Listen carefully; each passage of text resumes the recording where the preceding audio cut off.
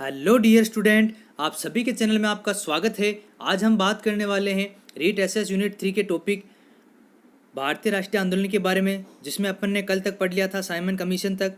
आज अपन पढ़ेंगे नेहरू रिपोर्ट 1928 में, और फिर इसके बाद सविनय अवज्ञा आंदोलन, गांधी इरविन समझौता, फिर व्यक्तिगत सत्याग्रह, वाईकोम सत्याग्रह। तो आइए स्टार्ट करते हैं। सबसे पहले अपन बात करते हैं नेहरू रिपोर्ट की। जो नेहरू रिपोर्ट थी, इसका उद्देश्य क्या था? भारत के भावी संविधान की रूपरेखा बनाना नेहरू रिपोर्ट का उद्देश्य था। भारत सचिव थे उस समय लॉर्ड बर्कनहेड। इन्होंने भारतीय नेताओं को एक ऐसा संविधान बनाने की चुनौती दी थी जो कि देश के सभी समुदायों और वर्गों में प्रचलित हो या मान्य हो।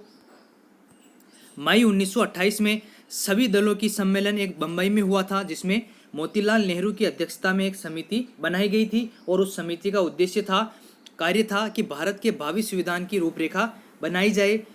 इस समिति ने जो रिपोर्ट प्रस्तुत की थी, वो रिपोर्ट क्या कहलाई थी? वो रिपोर्ट ही नेहरू रिपोर्ट कहलाई थी। नेहरू रिपोर्ट समिति के सदस्य थे तेज बहादुर सप्रू। अब यह आप तेज बहादुर सप्रू का नाम आप जानते हो, तो इन्होंने क्या कार्य किया था? नीति निर्देशक तत्व किस समिति की सिफारिश पर लागू हुए थे? तेज बहादुर सप्रू समिति की सिफारिश पर लागू हुए थे। सर अली इमाम, सरदार मंगल सिंह, NS अणे, GR प्रधान और शोएब कुरैशी नेहरू रिपोर्ट समिति के सदस्य थे। अब आप देखिए कि नेहरू रिपोर्ट की प्रमुख बातें क्या क्या थी। नेहरू रिपोर्ट में कहा गया था कि भारत को अधिराज्य बनाया जाए, अर्थात औपनिवेशिक स्वराज्य का दर्जा दिया जाए।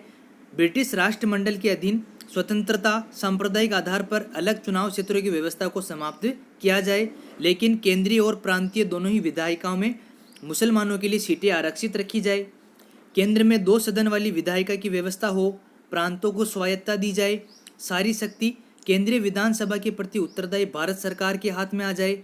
नेहरू रिपोर्ट कब प्रस्तुत की गई थी? याद रखिएगा, जुलाई 1928 में पब्लिश की गई थी नेहरू रिपोर्ट।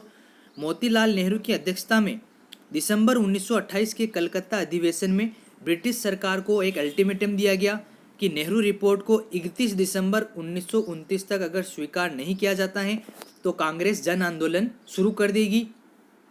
मुस्लिम लीग जो थी, उसने नेहरू रिपोर्ट का विरोध किया, और जिन्ना ने अपनी 14 सूत्री मांग रखी थी। फिर इसके बाद आ जाता है पूर्ण स्वराज्य का प्रस्ताव। दिसंबर 1929 को नेहरू रिपोर्ट को लागू करने की अवधि 31 दिसंबर 1929 को जब समाप्त हो जाती है, तब उसके बाद 1929 में जवाहरलाल नेहरू की अध्यक्षता में कांग्रेस का अधिवेशन होता है लाहौर में, और लाहौर अधिवेशन में ही मुख्य प्रस्ताव रखा जाता है पूर्ण स्वराज्य का प्रस्ताव। और इस पूर्ण स्वराज्य के प्रस्ताव को पारित करके लाहौर में रावी नदी के तट पर 31 दिसंबर 1929 को आधी रात को भारत की स्वतंत्रता का झंडा फहराया जाता है। और कांग्रेस जो होती है, वो पूर्ण स्वाधीनता दिवस कब मनाती है? 26 जनवरी 1930 को कांग्रेस द्वारा पूर्ण स्वाधीनता दिवस मनाया जाता है, 26 जनवरी 1930 को। फिर इसके बाद आ जाता है अपना सविनय अवज्ञा आंदोलन 1930। महात्मा गांधी जी अपना एक पत्र लिखते हैं, यंग इंडिया। इसी यंग इंडिया पत्र के माध्यम से वायसराय लॉर्ड इरविन के सामने 11 सूत्री मांग रखी जाती है गांधी जी द्वारा। इन मांगों को ब्रिटिश सरकार द्वारा स्वीकार नहीं किया जाता है, और इसके संबंध में गांधी जी क्या करते हैं? सविनय अवज्ञा आंदोलन प्रारंभ करने का निश्चय करते हैं। सबसे पहले गांधी जी 12 मार्च 1930 को अपने चुने हुए 78 अनुयायियों के साथ, 78 समर्थकों के साथ, सबसे पहले गांधी जी 12 मार्च 1930 को साबरमती आश्रम से दांडी के लिए पदयात्रा आरंभ करते हैं। और साबरमती आश्रम से दांडी के लिए पदयात्रा कितने मील होती हैं? 240 मील होती हैं, जो गांधी जी और अपने सहयोगी के साथ 24 दिन में पूरी करते हैं। 6 अप्रैल 1930 को समुद्र तट से मुट्ठी भर नमक हाथ में लेकर नमक कानून तोड़ा जाता है गांधी जी द्वारा। सुभाष चंद्र बोस गांधी जी की इस पदयात्रा की तुलना किससे करते हैं? नेपोलियन की एल्बा से, पेरिस मार्च से करते हैं। फिर इसके बाद चंद्र सिंह गढ़वाली की अपील पर गढ़वाली सैनिकों द्वारा पेशावर के आंदोलनकारियों पर गोली चलाने से मना कर दिया जाता है, जो कि देश प्रेम प्रदर्शित किया जाता है। फिर इसके बाद पूर्वोत्तर सीमा प्रांत में नागाओं द्वारा यदुनांग के नेतृत्व में ब्रिटिश सरकार के विरुद्ध आंदोलन स्टार्ट किया जाता है। यदुनांग के बाद नागा रानी गेडिनेल्यू के नेतृत्व में विद्रोह स्टार्ट होता है।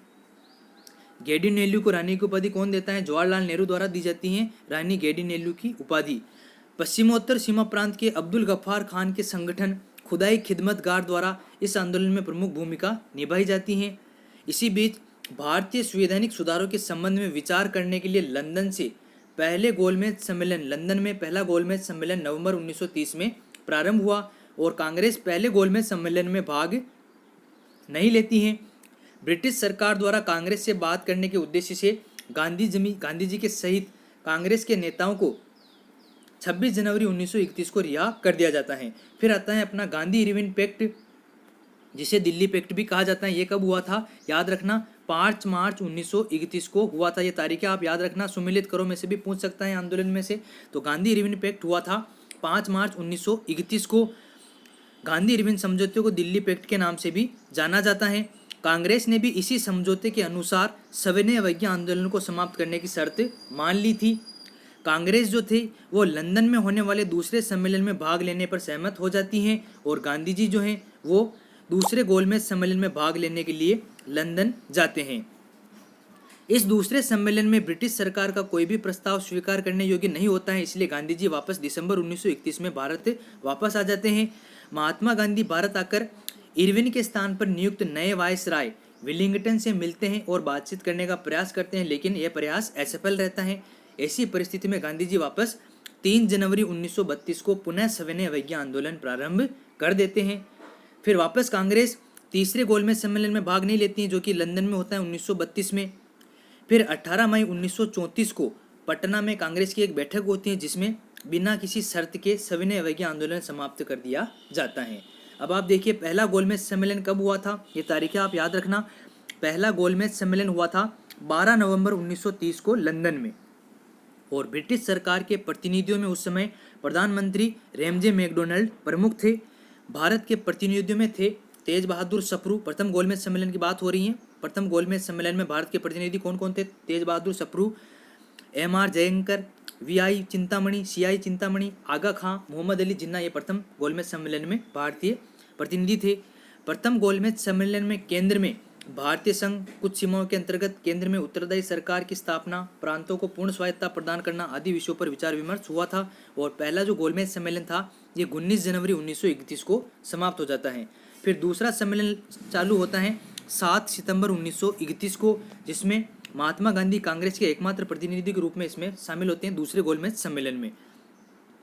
और दूसरे गोलमेज सम्मेलन में मुस्लिमों की तरह ही डॉक्टर भीमराव अम्बेडकर भी पृथक निर्वाचन प्रणाली की मांग करते हैं। और दूसरे गोलमेज सम्मेलन के बाद ब्रिटिश प्रधानमंत्री मैकडोनाल्ड द्वारा, रेमजे मैकडोनाल्ड ने 16 अगस्त 1932 को सांप्रदायिक निर्णय या सांप्रदायिक पंचायत की घोषणा की थी। आप तारीख याद रखें, मिलान क्वेश्चन में कितनी बार पूछा गया है। सांप्रदायिक पंचायत या सांप्रदायिक निर्णय कब लागू हुआ था? 16 अगस्त 1932 को। और महात्मा गांधी जी द्वारा मैकडोनाल्ड के सांप्रदायिक पंचायत के विरोध में महाराष्ट्र के यरवदा जेल से आमरण अनशन प्रारंभ कर दिया गया था। मदन मोहन मालवीय, राजेंद्र प्रसाद और C राजगोपालाचारी आदि नेता भीमराव अम्बेडकर जी से पूना में मिले थे, और इन्हीं के प्रयासों से 26 सितंबर 1932 को महात्मा गांधी और भीमराव अम्बेडकर में एक समझौता होता है, जो कि पूना समझौता कहलाता है। याद रखिएगा, पूना पैक्ट या पूना समझौता कब हुआ था? 26 सितंबर 1932 को हुआ था। और पूना समझौते में दलित वर्ग को ब्रिटिश सरकार द्वारा निर्धारित स्थान से अधिक प्रतिनिधित्व दिया गया।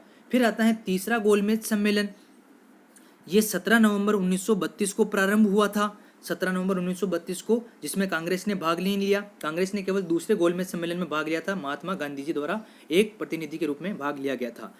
मोहम्मद अली जिन्ना को सम्मेलन की सदस्यता से वंचित कर दिया गया था, तीसरे सम्मेलन की सदस्यता से, और ये सम्मेलन 24 दिसंबर 1932 को समाप्त होता है।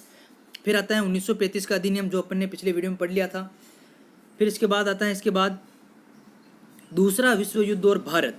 सितंबर 1939 में दूसरा विश्व युद्ध आरंभ हो गया था, और इसके बाद प्रांतीय सरकारों से बिना विचार विमर्श किए, उस समय वायसराय थे लिनलिथगो, इसने यह घोषणा कर दी कि युद्ध में भारत ब्रिटेन के साथ हैं। दूसरे विश्व युद्ध के समय वायसराय कौन था? Lord Linlithgow.